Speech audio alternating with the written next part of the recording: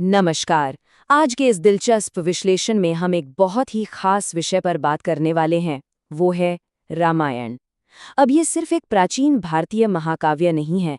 दरअसल ये एक ऐसी कहानी है जिसने पूरे एशिया महाद्वीप में कहानी कहने के तरीके को ही पूरी तरह से बदल कर रख दिया।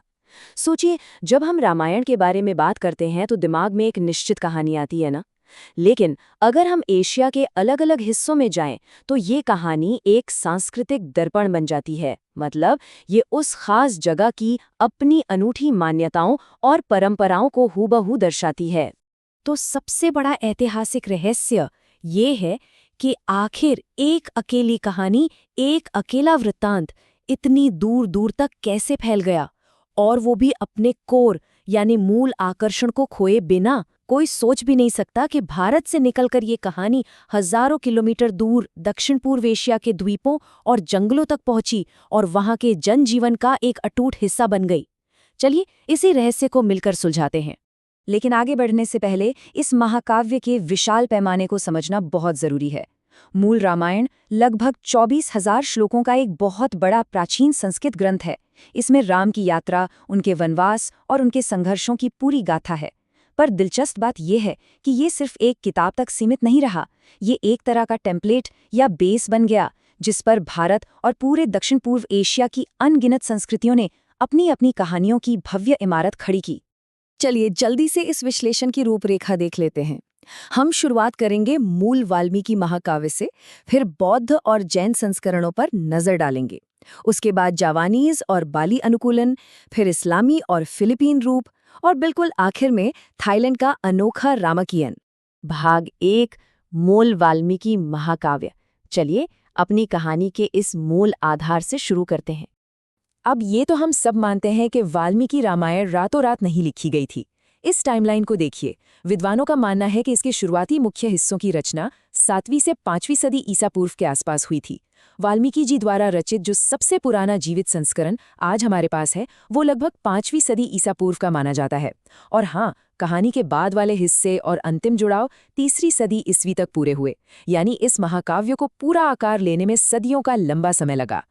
आगे बढ़ने से पहले इस मूल वाल्मीकि रामायण के मेन एंकर या मुख्य बिंदुओं को दिमाग में रखना बहुत जरूरी है।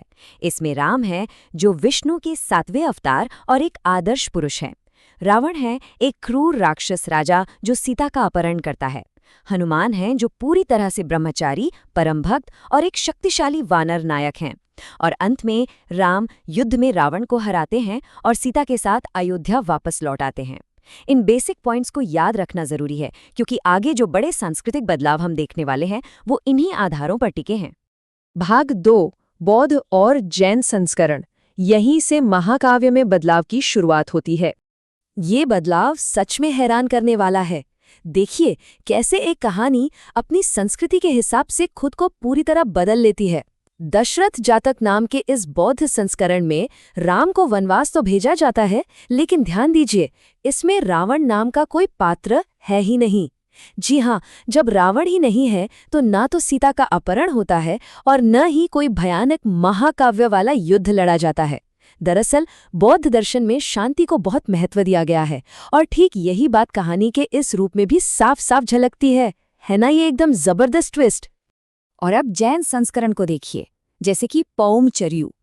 ये जैन धर्म के मुख्य सिद्धांत अहिंसा को बहुत ही गहराई से अपनाता है। वाल्मीकि रामायण में राम एक महान योद्धा है जो युद्ध में रावण का वध करते हैं, लेकिन जैन संस्करण में यहाँ राम एक अत्यंत शक्त शांतिवादी हैं। वो किसी की भी जान लेने से बिल्कुल मना कर देते हैं। तो फिर रावण को मारता कौन है?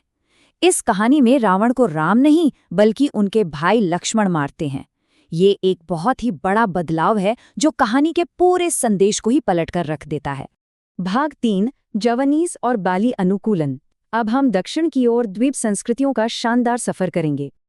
अब इस स्लाइड में जो जानकारी है वो वाकई बेहद दिलचस्प है। जैसे जैसे कहानी समंदर पार करके नए क्षेत्रों में पहुंची, सिर्फ इसके नाम नहीं बदले बल्कि इसके मूल स्रोत भी बदल गए। उदाहरण के लिए इंडोनेशिया के जावा में रचित काकाविन रामायण को ही ले लीजिए। ये वाल्मीकि रामायण पर आधारित नहीं है बल्कि ये 6वीं या 7वीं शताब्दी की एक भारतीय कविता भट्टी काव्य से प्रेरित है। फिर यही कहानी आगे बाली में राम कवच के रूप में विकसित हुई और मलेशिया में वहाँ इसे हिकायत सेरी राम कहा गया, जिसने हिंदू और इस्लामी दोनों पौराणिक कथाओं को मिलाकर एक बिल्कुल नया सांस्कृतिक मिश्रण तैयार कर दिया। इंडोनेशियाई संस्करण की एक और बड़ी खासियत इसके बिल्कुल नए स्थानीय पात्र हैं। उन्होंने कहानी का सिर्फ अनुवाद नहीं किया, उन्होंने इसे पूरी तरह से अपना बना लिया। जावानीज रामायण में सिमार नाम के एक रक्षक देवता की एंट्री होती है, जो पूरी तरह से वहां के स्वदेशी देवता हैं। और इतना ही नहीं, सिमार के 3 बेटे भी कहानी में आ जाते हैं, गारेंग, पेट्रुक और बागोंग। ये चारों मिलकर पुनुकावन कहलाते हैं, जो विदूषक या मजाकिया सेवकों का रोल प्ले करते हैं। अब ये अनुवाद की कोई गलती नहीं है, बल्कि ये बाहर से आई कहानी को स्थानीय लोक कथाओं के साथ पिरोने का एक शानदार तरीका है। भाग 4 इस्लामी और फिलीपीन पुनर्कथन। यहाँ अनुकूलन एक बिल्कुल नए स्तर पर पहुंच जाता है। मलेशिया में इस कहानी ने जो रूप लिया, वो सच में इसकी अपार अनुकूलन क्षमता का सबूत है।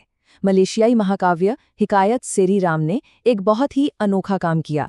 इसने मूल हिंदी पौराणिक कथाओं के ढांचे को तो बनाए रखा, लेकिन उसमें नए इस्लामी तत्वों और मान्यताओं को बड़ी ही खूबसूरती से जोड़ दिया। मतलब ये कहानी अब किसी एक धर्म या दायरे तक सीमित नहीं थी, ये पूरी तरह से 2 अलग-अलग धार्मिक दुनियाओं को जोड़ने वाला एक मजबूत पुल बन गई थी।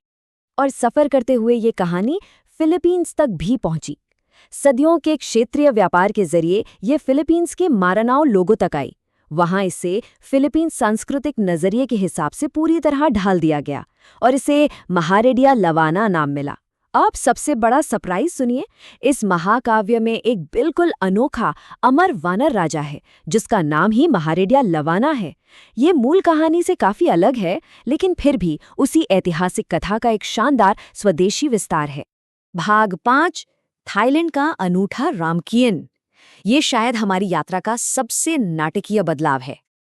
और ये स्लाइड बहुत ही बेहतरीन तरीके से दिखाती है कि संस्कृतियां कैसे एक ही हीरो को अपने अपने नजरिए से बिल्कुल अलग बना देती हैं। भारत में वाल्मीकि के हनुमान परम ब्रह्मचारी, धर्मनिष्ठ और बेहद वफादार सेवक हैं, बिल्कुल अनुशासित। लेकिन थाईलैंड के रामकियन में वहाँ हनुमान का रोल कहीं ज्यादा बड़ा है और उनका चरित्र बहुत ही चुलबुला और काफी कामुक या आशिक मिजाज बताया गया है। एक ही पात्र के 2 इतने अलग रूप, ये साफ दिखाता है कि जब कोई संस्कृति अपना रंग चढ़ाती है तो वो किसी भी चरित्र की छवि को पूरी तरह से बदल सकती है। रामकियन ने तो पूरी कहानी को ही थाई संस्कृति के रंग में रंग दिया। जरा सोचिए, इस थाई संस्करण में सीता असल में रावण की ही बेटी हैं। जी हाँ, रावण का ज्योतिषी भाई सीता की कुंडली देखकर भविष्यवाणी करता है कि ये बच्ची रावण की मौत का कारण बनेगी। इसके अलावा पूरी कहानी में सारे पात्र पारंपरिक थाई कपड़े पहनते हैं, युद्ध में थाई हथियारों का इस्तेमाल करते हैं और कहानी का पूरा परिदृश्य भारत का नहीं बल्कि बिल्कुल थाईलैंड के भूगोल जैसा है। इसे देखकर लगता ही नहीं कि ये कहानी कहीं बाहर से आई है। तो एशिया भर की इस रोमांचक यात्रा के बाद हमारे सामने एक बहुत ही गहरा सवाल खड़ा होता है। जब किसी कहानी के नायक, उसका अंत और यहाँ तक कि उसके देवताओं को भी किसी नई संस्कृति में फिट करने के लिए पूरी तरह से बदल दिया जाए, तो क्या वो कहानी वही रहती है या फिर कहानी सिर्फ एक सांचा है जिसमें हर संस्कृति अपने विचारों का रंग भर देती है? रामायण का ये सफर हमें यही सिखाता है कि महान कहानियां कोई पत्थर पर लिखी लकीर नहीं होती, वो बहती नदी की तरह होती हैं, जो जिस देश और काल में जाती हैं उसी का आकार ले लेती हैं। इस विश्लेषण में साथ जुड़ने के लिए धन्यवाद।